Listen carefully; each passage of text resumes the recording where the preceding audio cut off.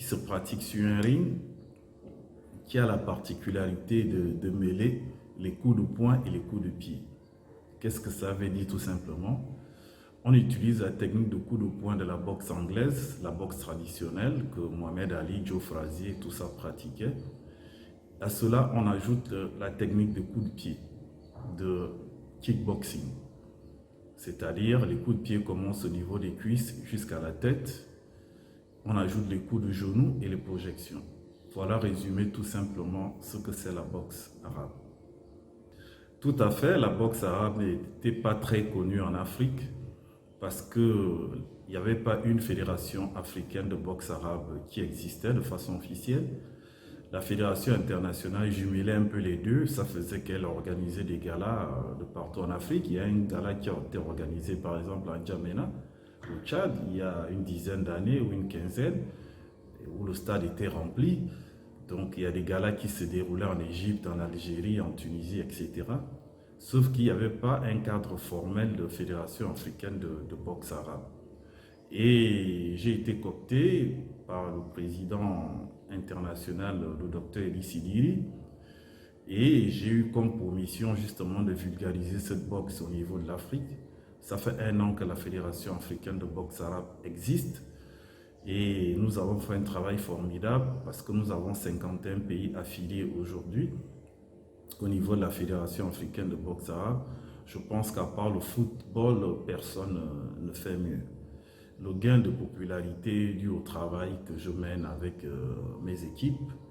Aujourd'hui, la boxe arabe, vous avez pu le constater, dans tous les pays, fait la une des médias parce que c'est un sport spectaculaire, c'est un très beau sport et parce qu'ils ont à leur tête un manager et des Africains qui l'accompagnent pour la vulgarisation de ce sport. D'où ce regain, comme vous le dites, pour utiliser votre terme. Pourquoi la Russie? Parce que tout simplement, lors de ces 3 dernières années, c'est le pays le plus attractif en matière d'organisation des sports, des compétitions sportives, autant pour moi. Vous pouvez aller regarder sur Internet, vous allez voir que c'est l'un des rares pays qui remplit ces conditions. Et vu la dimension de la compétition, il était impératif d'avoir un pays puissant qui puisse abriter cette compétition. Et la Russie est ce pays-là parce que c'est 800 journalistes, sinon plus de 800 journalistes, c'est plus de 400 athlètes, c'est des ministres des sports de tous les pays, c'est des députés, c'est des hommes d'affaires, etc. Vous voyez qu'en termes de mobilisation, c'est la plus grande compétition de sport de combat jamais organisée au monde. Donc ça nécessitait un très grand pays pour pouvoir abriter cette compétition.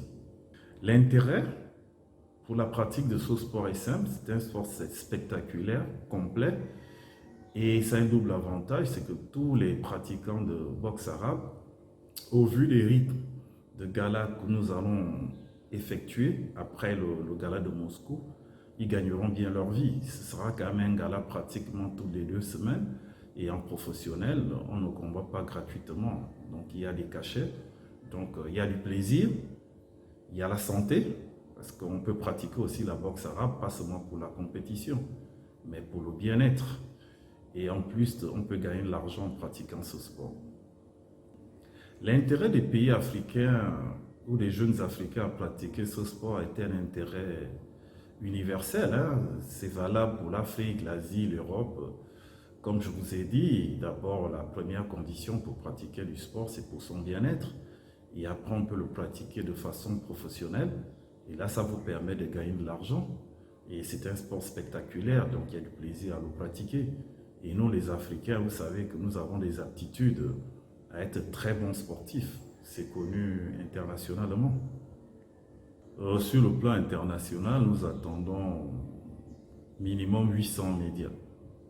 Tous médias confondus, c'est-à-dire télévision, radio, presse en ligne, presse écrite, etc.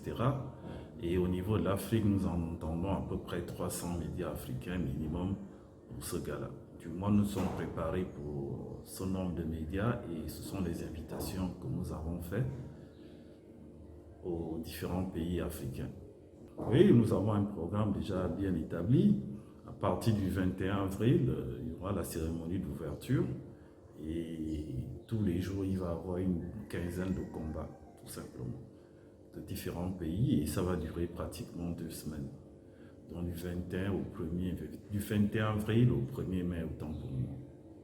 Je remercie la télévision ivoirienne pour l'honneur que vous me faites de m'exprimer dans vos médias et je remercie les autorités politiques et administratives qui ont facilité quand même l'intégration de notre sport dans votre pays et aussi pour les relations qui règnent entre la Fédération africaine et le ministre de Sport de Côte d'Ivoire. J'étais très flatté et j'ai apprécié le management du ministre des Sports de la Côte d'Ivoire qui est accessible, compréhensif et qui est ce que j'appellerais un panafricain. C'est-à-dire, c'est des gens, quand il s'agit de l'Afrique, ils se mobilisent pour apporter leur savoir, leur disponibilité. Donc je tenais personnellement à remercier le ministre des Sports ivoirien.